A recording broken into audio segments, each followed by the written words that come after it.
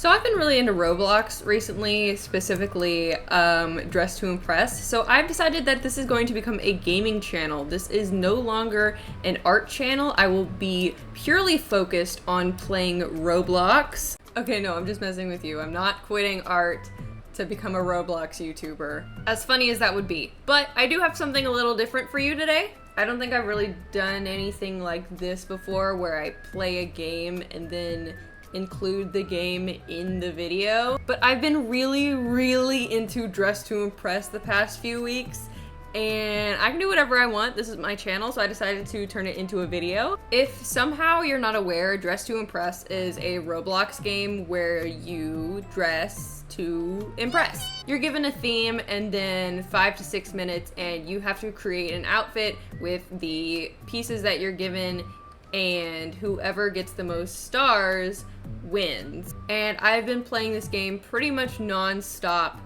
since the beginning of July. And I've gotten almost 4,000 stars in a little under a month, which I know may not be the most impressive thing in the world, but that's a lot to me.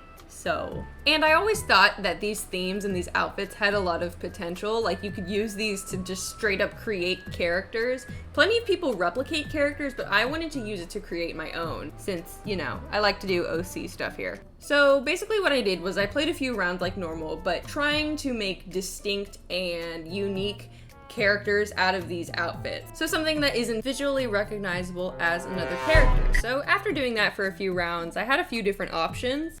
But before we get into those, I need to explain the rules that I set in place for myself to make sure that I wasn't just going all willy-nilly. First rule is I have to keep the same general vibe and color palette. So whatever colors I ended up using in the outfit in the game is what I have to generally stick to in the drawing. I can change up some stuff, but the main color has to be the same. Number 2, I have to keep the theme in mind. So if the theme was something like a job, like businesswoman, then the character still has to be a businesswoman, even if I really don't want to draw a businesswoman. And number 3, all of these rules are irrelevant because this is my channel and I can do whatever I want. One more thing before we get into the speed paints. This video also is not sponsored, so I'd appreciate it if you check out my shop. Thank you so much. The link will be in the description. I got stickers. They're all designed by me. I got so many stickers. Please buy my stickers. Anyways, let's take a look at the first girl. This footage moves pretty fast, so flash warning if you're sensitive to that. But the theme for this round was One with Nature. I believe this is the 3rd or 4th round I played this day. But I wanted to do something definitely green because a lot of people do a whole lot of green outfits with this theme.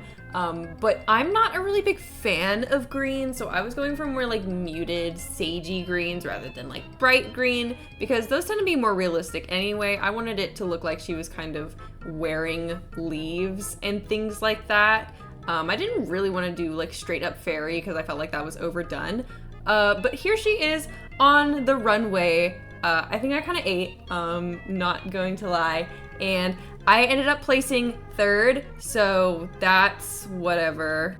Anyways, you guys are not here to watch me play Roblox, you're here to watch me design a character, and so I knew going into this one that she probably wouldn't end up being that different because I already really like how the outfit turned out in the game.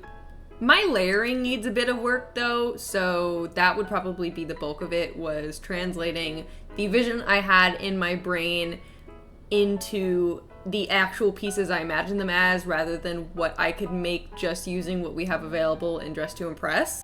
For example, the puffy fur sleeves that she's got going on, I didn't actually want those to be literally fur. I was thinking more of like a drapey number, but obviously we don't have that in Dress to Impress, so I had to work with what I've got to achieve a similar silhouette.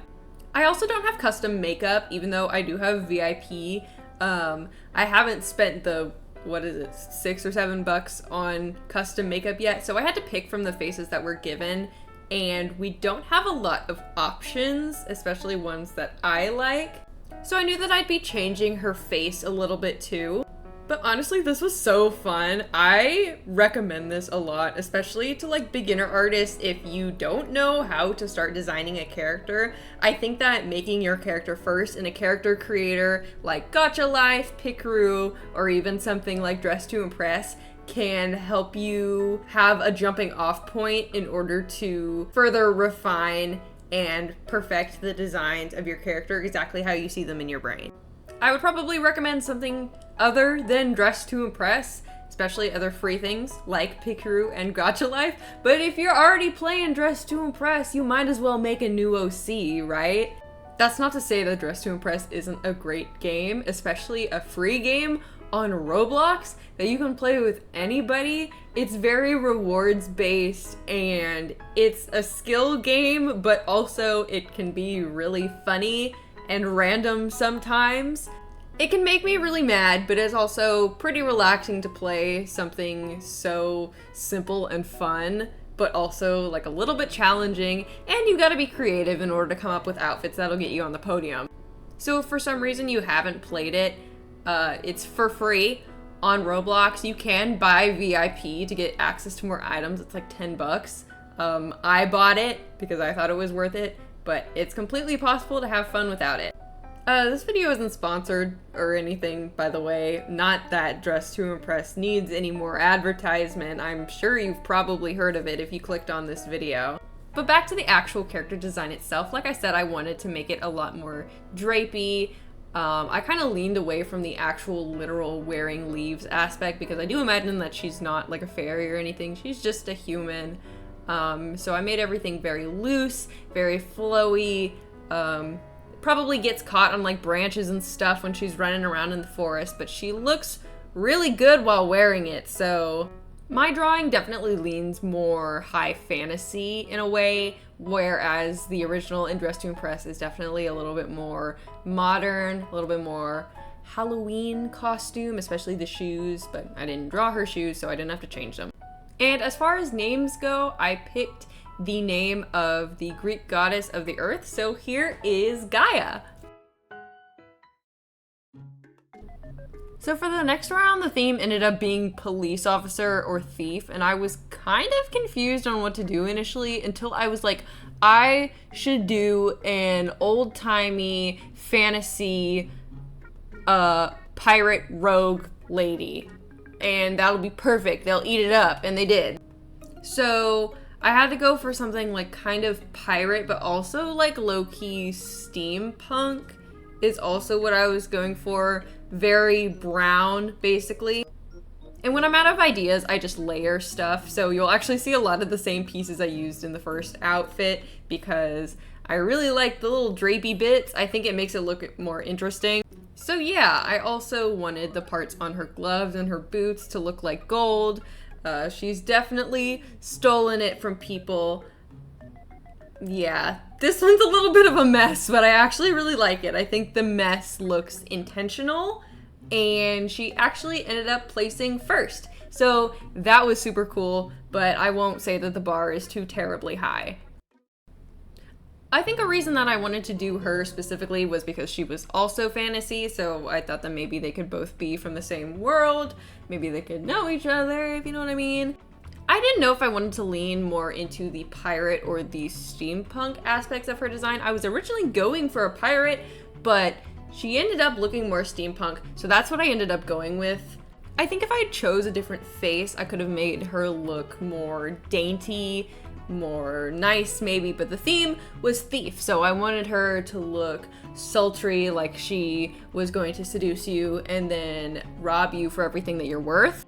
And I thought that that was a nice contrast to Gaia, who looks very sweet and very innocent.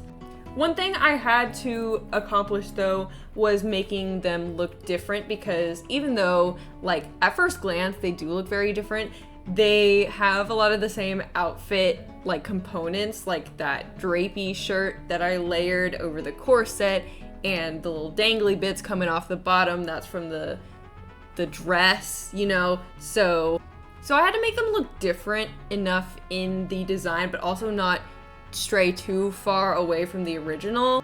So I ended up just embracing the corset that I had on under it. I think the outfit probably would have benefited from not having the drapey top on top, but it is what it is. I only had 5 minutes, so I was working under a time crunch, but now is the time for refining. I actually think that's a good practice for character design. Just crap out something quick and then you can refine it, so you're not just stuck in a pile of your own ideas trying to decide what to do. If you just make something super quick, you can always change anything you don't like about it later. I was originally gonna get rid of the fan, but I also thought it made her outfit a lot more interesting, giving her a prop. So she did end up keeping it, even if it doesn't really serve a use. I'm thinking that the time period they're in is kind of like Victorian, maybe 1820s, 1830s, which I think is when fans were really popular. I don't know, I'll have to do more research.